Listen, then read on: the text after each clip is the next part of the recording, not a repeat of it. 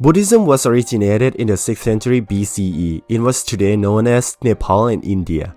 It was brought to China by Buddhist monks from India and Central Asia during the later period of the Han Dynasty in the 2nd century CE through the Silk Roads.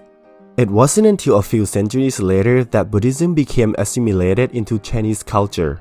One of the key forces of Buddhism's success was actually Taoism, an original social practice of ancient China.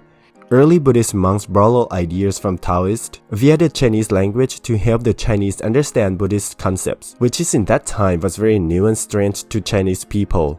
Both Buddhism and Taoists benefited from this exchange.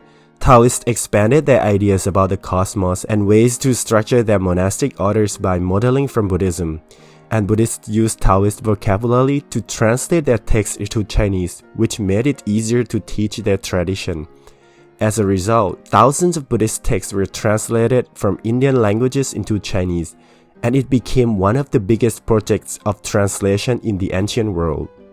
Over time, Buddhism became a popular force in the lives of the Chinese, from the common people to the emperor himself. In fact, by the 6th century, Buddhism rivaled Taoists in popularity and political influence. It was during this time and over the course of the next 3 centuries that major schools of Chinese Buddhism formed. 2 schools that retain their influence today are Pure Land Buddhism and Chan Buddhism, which is known as Zen Buddhism in Japan. Even in mainland China, where religion is often suppressed by the government, there are still practitioners of these 2 schools of Chinese Buddhism.